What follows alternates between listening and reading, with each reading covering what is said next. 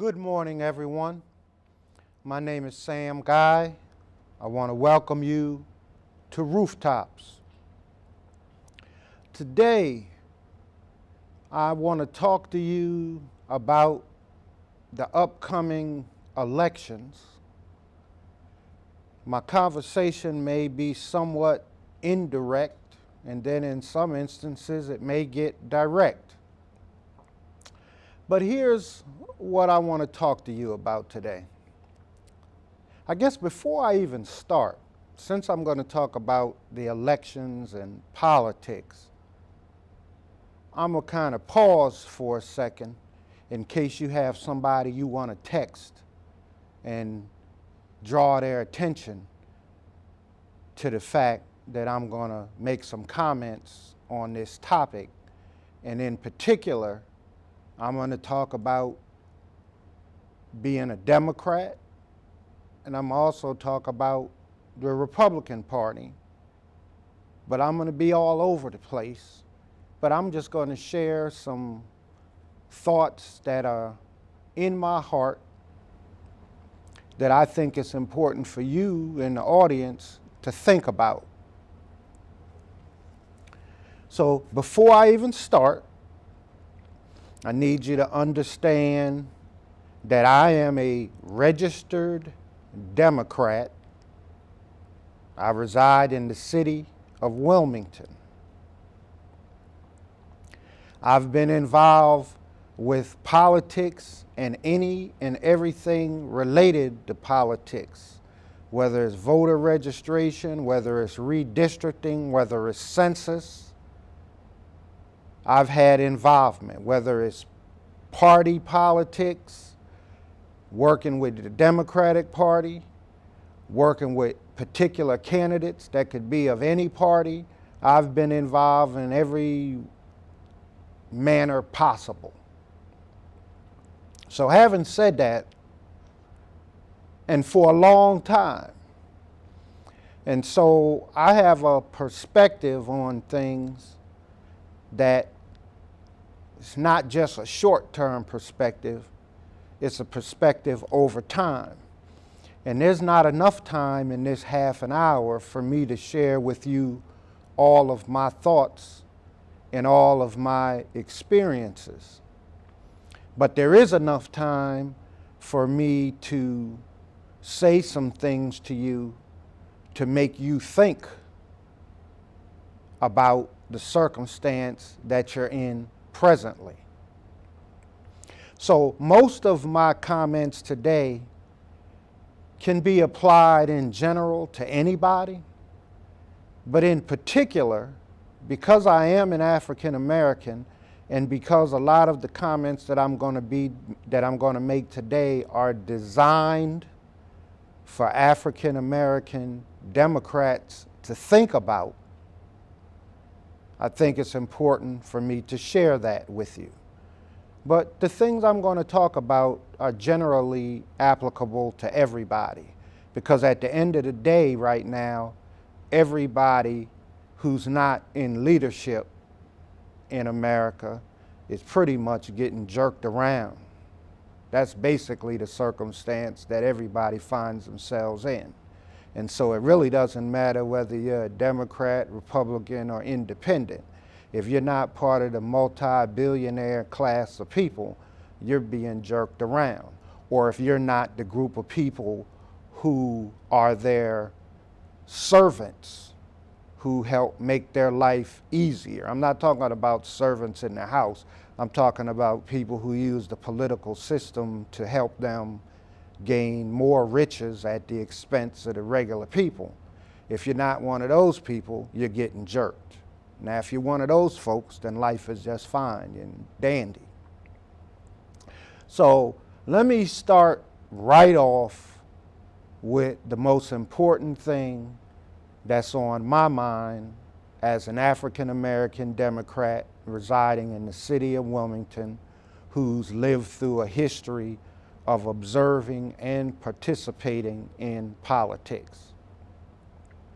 As I look at the landscape for this election cycle, I see some very interesting things that cause me to have some real serious concerns about my community. And if I don't share these concerns with my community, then I think that I'm doing a disservice. And so I think I have to say to myself, I feel like I'm being used and abused. That's how I really truly feel as an African American Democrat in the state of Delaware, residing in the city of Wilmington. I feel like I'm being used and abused. And I'm going to tell you why, and I haven't figured out what to do about this. But something needs to be done. And if you don't feel used and abused, then it may be because you're not really paying attention. Because I, like most registered Democrats, it's somewhat of a natural orientation to want to be supportive of Democrats. That's only natural. That's why I'm a member of the Democratic Party. But also I have enough sense to know that you have to look at every election and evaluate each candidate and each race independently. And so, in some sense, Democratic candidates start off with an advantage. But when I've lived through basically a whole lifetime of the Democratic Party screwing over black people like me and in my community and not supporting us and not doing things that we would like to see done, it leaves a nasty taste in your mouth when every election cycle folks put up signs in your neighborhood saying vote Democrat. And it's as if folks are just telling you, you know, you just go into the ballot box and you just vote for every Democratic candidate. There's something about that that doesn't taste right given the total disrespect and disregard of black people from a political perspective. Now, I'm going to talk about a specific story as an example. A few years ago, there was an African American woman who was the treasurer of the state of Delaware named Velda Jones Potter. And she did a great job. She was appointed as the treasurer, and she did a great job. Now, what I need you to understand is that any black person that I've ever seen that was in office that really did a great job or tried to do a great job, at some point in time, they're going to get attacked. Now, sometimes the attack can be for good reasons and sometimes it can be for bad reasons. But you can pretty much guarantee it at some point in time. And so, in the case of Velda Potter, everybody in this state of Delaware pretty much understood that there was no reason whatsoever for the Democratic Party leadership to be involved in undermining her as the treasurer of the state of Delaware.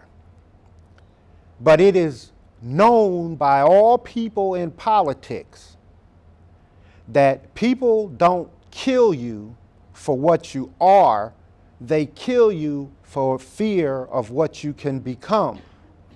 And so Velda Jones Potter, her credentials and her performance in the corporate sector, in the government sector, in the community was to the extent that people in leadership in the Democratic Party basically said, we got to figure out a way to kill her off because she could become a U.S. senator or a governor one day. And in Delaware, black people aren't allowed to hold those positions or to even be considered And any black person who even would think about wanting to do something like that is targeted for assassination. And so Velda was targeted, and a black candidate was used and supported by the people who wanted to make sure that she was not able to have the potential to seek higher offices. And I'm not saying she wanted to seek a higher office. I'm saying it was apparent to anybody in Delaware that she was the kind of person who ought to be considered. And so, Democratic Party leadership people did a lot of undermining behind the scenes and had her replaced with Chip Flowers.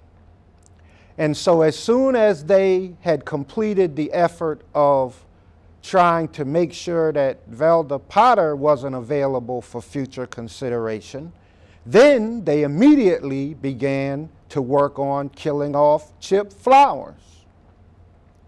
And so from day one of Chip Flowers' term till the end of his term,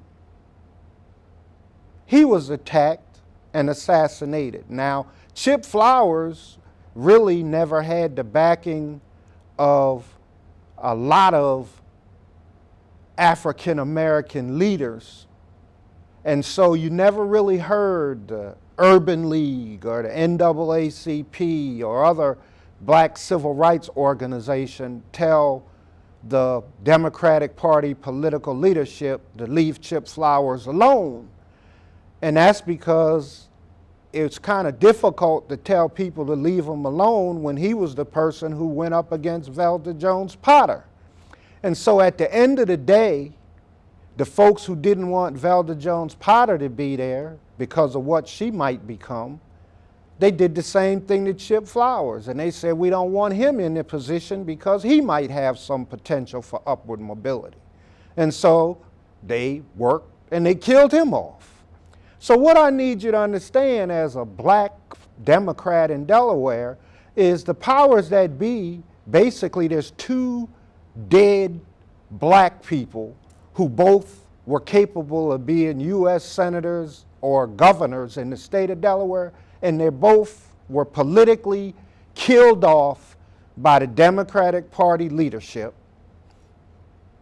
And you as black people, me included, these same folks are basically telling us with these billboard signs, vote Democrat, when they've killed off the people from our part of our community who had the potential to be in higher office. And they killed them off from being treasurers. The treasurer has a lot of involvement, but the treasurer doesn't control a whole lot of things, but there's some significant involvement. When you look at the Delaware Supreme Court, no governor in the state of Delaware has ever appointed a black person to the Delaware Supreme Court, which is the most important judicial branch offices in the state of Delaware. No blacks allowed. The governor, the current governor, has appointed 3 people to the Delaware Supreme Court, and none of them are black. The lie that you as black people are told is that there's some committee that decides for the governor. I'm telling you, you don't have to believe me, but you all know that when I tell you stuff like this, that is true. Delaware's Constitution says that the governor appoints people to serve on the Delaware Supreme Court. And the Senate has to give their consent or approve whoever he appoints. 99% of the time in Delaware, when the governor picks a person, 99% of the time the court, the Senate approves whoever the governor selects. It is an absolute fraud that I do not want any African American in Delaware to ever believe that there's some committee that usurps the governor's power and authority. What governors have done in Delaware is they have created a committee on their own using their executive authority, and they've created an administrative process designed to make it look as if they're not the one making the decision. Well, just as they can create this executive committee, they can get rid of it. So anybody that has the power to just create something unilaterally, and they have the authority to get rid of it, when they put these things in place, these are government tricks. I have a master's in public administration, and I'm an attorney, and I have expertise in things related to government. And what I'm telling you is that throughout government, there are fake facade committees and organizations that are nothing but advisory organizations. This group of people have no authority to decide who's on the Supreme Court. They just have an authority to make a recommendation. The governor has no legal obligation whatsoever to do anything those folks say. It's a process that governors use to hide, to basically say it's not my fault. So basically the committee didn't recommend any black person, so how can I, as the governor, put a black person on the Supreme Court? It's all fraudulent. The committee doesn't even have to exist. These are the games that get played to lock black people out. And normally they'll put a couple of black people on the committee. There's no black person in Delaware that has had more involvement in successfully getting black people put on the bench back when I headed up the NAACP at the state and federal level than I have. That's a fact, undisputed. Good evening, ladies and gentlemen. I am Newcastle County Councilman Jay Street, and I would like to thank the Congo Hour and the Congo family for giving me the opportunity to come on tonight and talk about a couple of things in my councilmatic district that are going on and proposed to be going on, and also to give me some time to spend with the person who I call my running mate, the Honorable James J.J. Johnson, State Representative. State Representative, so glad to see you here. Glad to be here with you, Jay. Well, you know, I'm gonna cut straight to it. We have been calling each other running mates for 10 years. Both of us have been in office for 10 years. You're up for election, and I support you unequivocally and wholeheartedly in your re-election campaign. And the fact of the matter is, the things that I want to do, I really don't even want to try to do them without you. And we've been busy over the last 10 years. I remember sitting in the Dealer War Service Center, and when you were running, you said you wanted to do something about prostitutes walking up and down Newcastle Avenue. And we wanted to do something to change the quality of life, to improve it. And at the time, I really didn't know what you were talking about, but when I left that meeting, I soon found out. So, you know, we've made some progress with crime. We fought some good fights.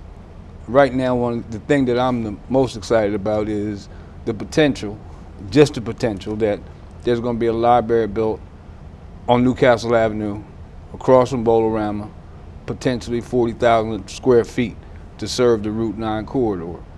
What do you think about that? First of all, I want to thank you for your vision of even proposing the library. I know you've been working on this issue for quite a long time. And let's get back to what you was talking about earlier, fighting crime in the district as far as addressing the quality of life. You and I made great strides. We sit down with the Attorney General's office, with the Criminal Justice Council. We made a lot of history in regard to addressing criminal activity in that area. I think it was because of your initiative that we were able to have the county police and state police riding in the same vehicle together. For the first time in history. First time in history. But you realize, and I realize also, that it's just not a criminal or law enforcement issue in that area. We need other things to address the quality of life. And I think that library that you propose, that is your vision, will be a catalyst of making a big change. And I think it'll be a renaissance in that area. So I want to compliment you for your vision. Well, you know, you and I spent over an hour and a half the other day in a meeting with the Department of Community Services, along with our Civic Association presidents, and we talked about the county's potential application to apply to the state to create a downtown development district. What did you think of that meeting? What do you think about that concept? I think that concept is a good concept, and I think it would apply to that area. And let me tell you, when we were sitting in that meeting and they were discussing downtown development, I was taking notes myself, saying what I can do to support you. For instance, they talked about the survey in the area, being able to use community transportation funds. Talked about being a brownfield area. I saw myself calling DENREC and seeing what they could do to address the issue. So I'm trying to see what I can do as a state legislator to support your effort on the county level. Well, you know, it's very, very important, and the potential, I think, is great. And anytime you're talking about building something or renovating something, and there's a possibility that you can get 20% of that back just by being in that downtown development district, and that would apply to housing, that would apply to businesses. So in my view, it's something to be very, very excited about. I'm excited about, and you know, county council is going to have to act on it and see if that's something we really want to do before the month's out. But I think it has great potential, and it coincides greatly with the library. And back to the library, you know, I've been screaming, crying, hollering foul about that being the only area of the county, the Route 9 corridor, where there's no library. And I yelled for a while, and I yelled so loud, council heard my voice, the county executive heard my voice. So they put a one-room library over there in the Powell Center. Mm-hmm. I went to that opening and said, thank you very much, I appreciate it, but it's woefully insufficient. And when I look at the test scores from last school year at Eisenberg Elementary, and the students, all the students tested in the 3rd grade, 4th grade, 5th grade, math, reading, and science, in no category and no grade did it. Half of the students meet the standards. So you're talking about an area of the county where services are needed most and where there are no services. And I'm gonna be completely forthcoming, and I'm gonna talk about this Tuesday. I served as director of the Parent Education Resource Center from 1974 to 1980, and basically got paid to do what I've been volunteering to do since 1980. As we approached the school desegregation order, one of the things that we decided immediately is the suburbanites would not have to attend schools in both the former black districts in the city and the former Delaware School District. And what they did before we even started deseg, they went through, and all the schools between Rogers Road and Memorial Drive were closed. There's no school there. And we went on as we went to, and I remember like it was yesterday, August 25th, 1981, the judge got angry and said, because we were arguing about school closing, said, you know, the black kids wanted to be treated like the white kids, so now they're being treated like the white kids. The schools in the white areas are closing, the schools in the black areas are closing. I'm not going to sit here and run the schools. That's what the districts are for. And that left the door open for all the schools, and just about all of them in the former Delaware School District, to be closed, and half the schools in the city of Wilmington. Well, it's my watch, my fault. And it's been haunting me for 30 years. I can't bring the schools back, but certainly we can bring something back that has the capability to enhance academic performance, help our kids learn better, succeed in school. And the school district, through the new superintendent, Mr. Blake, is at the table with us. We're planning it. We're talking about tutorial services and enrichment services. So I'm just very, very positive, very excited about it. And I hope it comes to fruition. County Council is going to vote on the land hopefully this week, as to whether or not we're going to purchase the land so we can get started. But I can't do this without you. It takes more than county library money to build a library. It takes state money. I need both you and Senator Henry involved. And if we're going to go above and beyond and make it an innovation center, it's going to take resources above and beyond both the county and state, which we're going to have to work on, agree to, and work together. So overall, where are you with this? Well, first of all, you have my commitment. You've had my commitment. I like the idea of not only being a library, but an innovative center. Because, you know, when I think about an innovative center, I'm thinking about giving kids an opportunity to learn outside of the school.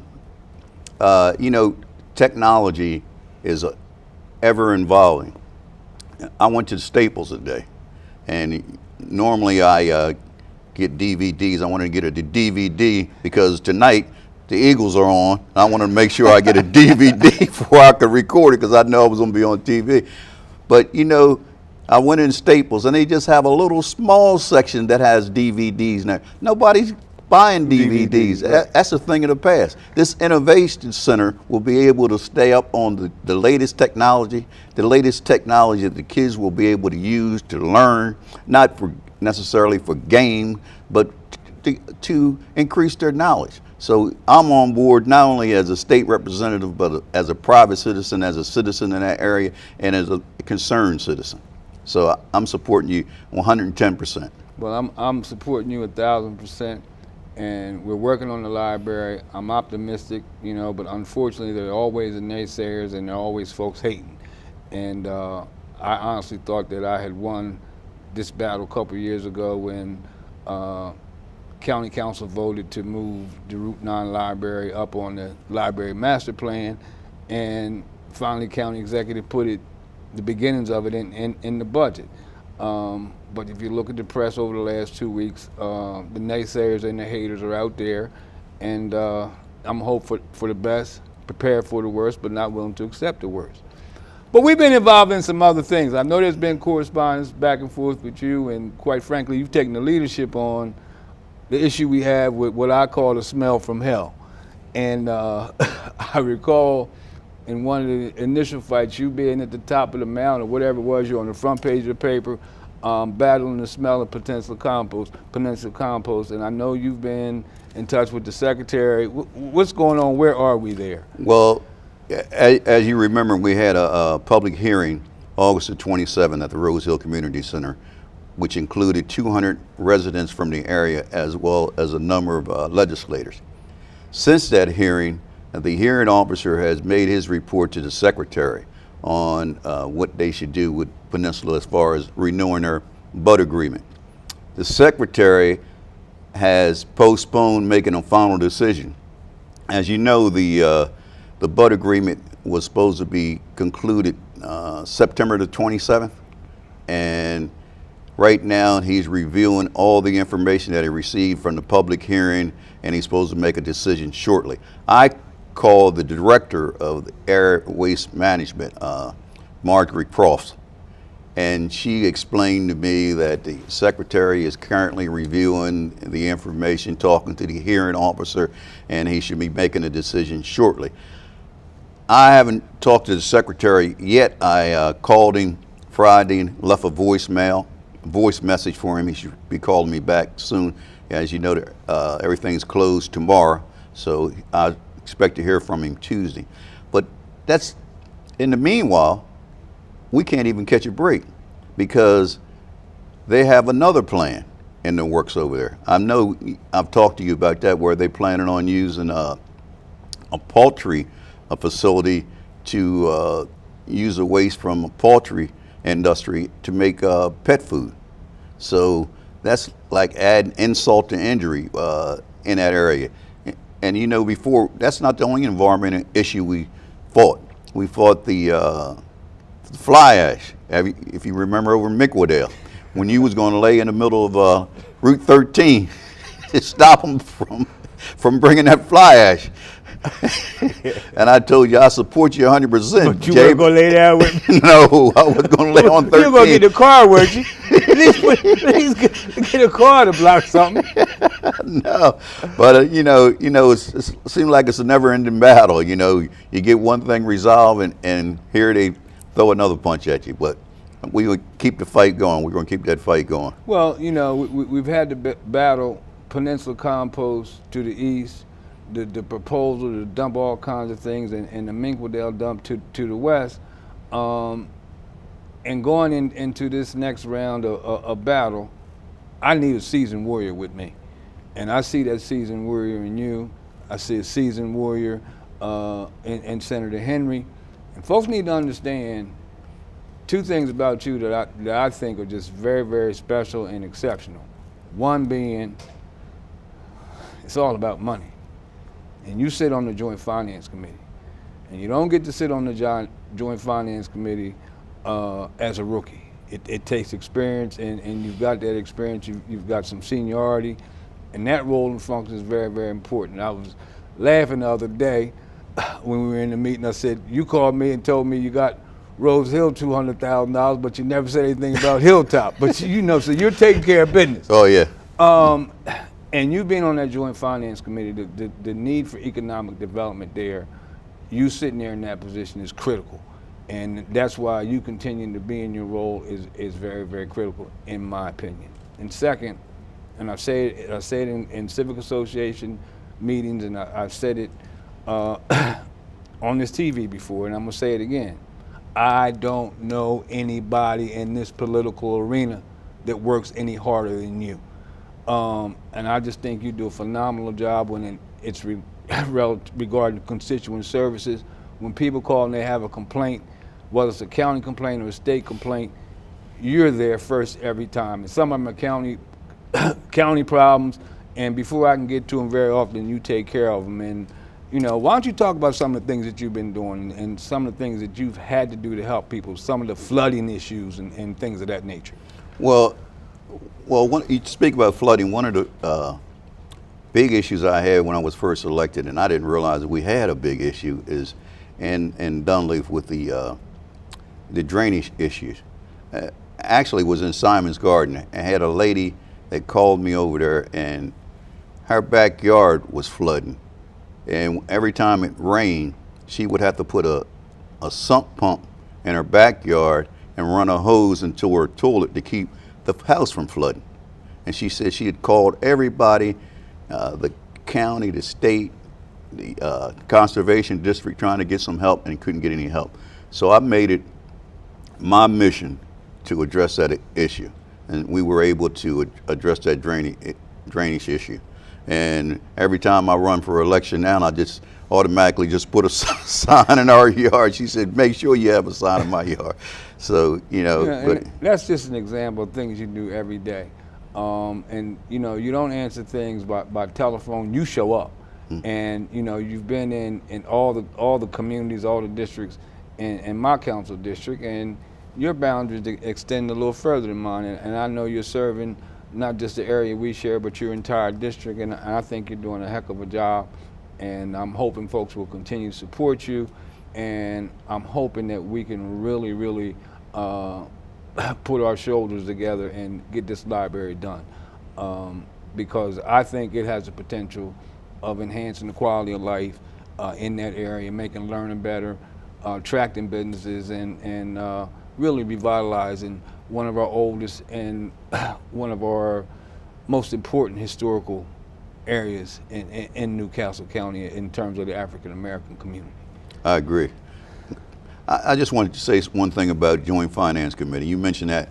I've been on the Joint Finance Committee for 6 years now. Senator Henry was on there with me for a couple years, but I want to give props to a person that I learned from when I was on the Joint Finance Committee, and he was chairman of the Joint Finance Committee when I was on there. He's current mayor now, and is Dennis Williams. And Dennis took the position that we had the responsibility as a Joint Finance Committee to dispose of the budget that the governor proposed. And he would say that the governor proposes and the Joint Finance Committee disposes.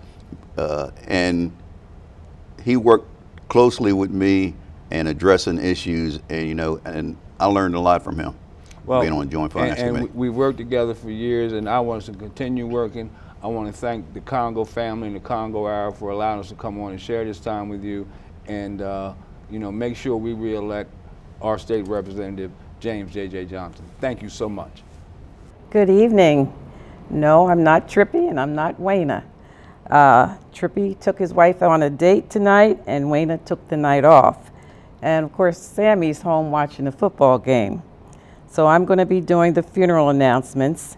And first we have Ruby Ryle, age 100, who departed this life October 2nd. Her funeral services took place on Saturday at Alpha Worship Center. Mr. Leroy Stanford Sr., age 74, departed this life October 5th. His funeral services took place yesterday at Spirit of Life Lutheran Church, and his burial was private. Miss Deborah Curtis, age 56, departed this life October 2nd, 2014. Her funeral service was Saturday at E. Zion Fair Baptist Church. Her burial also is private. Mr. Bobby Williams, age 60, departed this life August 25th. His memorial service was today at First State Church on A Street. Mr. Dennis Brooks, age 72, departed this life October 5th. His funeral services will take place 11 a.m. Monday, October 13th at Simpson United Methodist Church, 907 Centerville Road. Viewing will be 9 to 10:45 a.m. only. His burial will be in Delaware Veterans Memorial Cemetery. Miss Valerie Harris, age 52, departed this life October 3rd, 2014. Her memorial service will take place 6 p.m. Monday, October 13th at Congo Funeral Home, 2317 North Market Street. There will be no public viewing. And Mr. William Banks, age 89, departed this life August 9th. His burial will take place 1 p.m. Tuesday, October 14th in Delaware Veterans Memorial Cemetery. Funeral services will be announced for the following people. Mr. John Lewis, who departed this life October 7th. Miss Esther Wallace, who departed this life October 7th. Mr. Thomas Mells, who departed this life October 8th. Miss Edna Wise, who departed this life October 12th. Mr. Robert Dewey, who departed this life October 12th. And Mr. Thomas Matthews, who departed this life October 12th. So that does conclude our funeral announcements. If you have any questions, you can always call us at the Congo Funeral Home, 652-8887, or you may go to our website at www.congofuneralhome.com. And we have a birthday, one of our staff team members, Lauren Livingston. Happy birthday, Lauren, October 14th. And this comes from, I think we have a picture, yes. This comes from your family, friends, and of course the entire staff at Congo Funeral Home. And I would like to wish a happy birthday to one of my childhood friends. Her name is Betty Ann Young.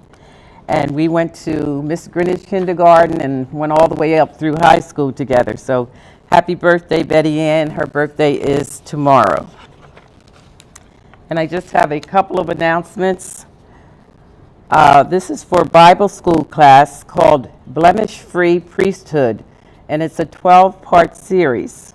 Registration fee is $10, and it's going to be every Tuesday from 7 to 8:30 p.m., and it started October the 7th. So every Tuesday from 7 o'clock to 8:30 p.m., and the teacher will be Apostle Carol Michaels LaCourte.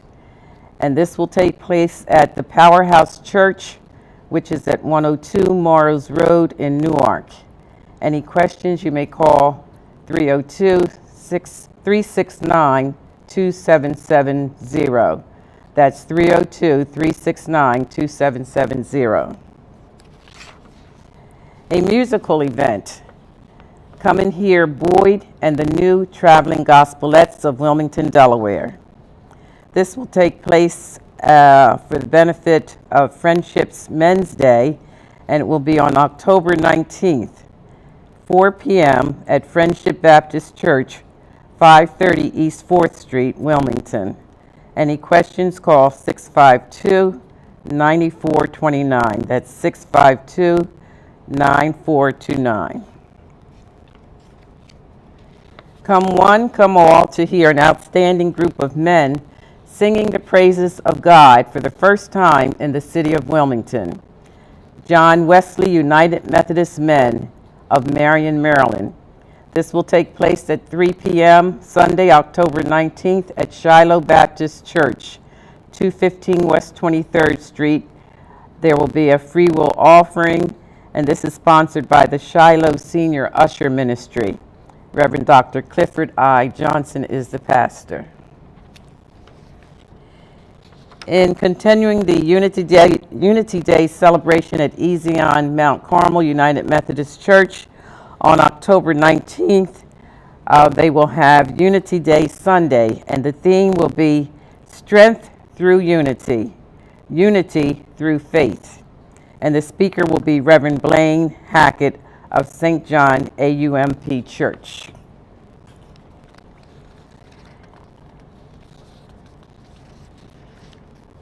The Sylvia Olden Lee Music Guild presents in concert an evening of music with two baritones, James Pierce and Jamar Boyer. And this will take place on Saturday, October 25th at 6 p.m. at Centennial United Methodist Church, which is located at 44 East Mount Vernon Street in Smyrna, Delaware. The cost is just $20 for adults, $7 for students. There will be no tickets sold at the door. For more information, you may contact Judy Morton, 738-5691. And that does conclude all of our community news tonight. Please stay tuned for Community Crossfire. It's going to be an exciting show. And as always, we at the Congo Funeral Home appreciate all of your support. And our prayers go out to all of our families, and we thank you for watching. Good night.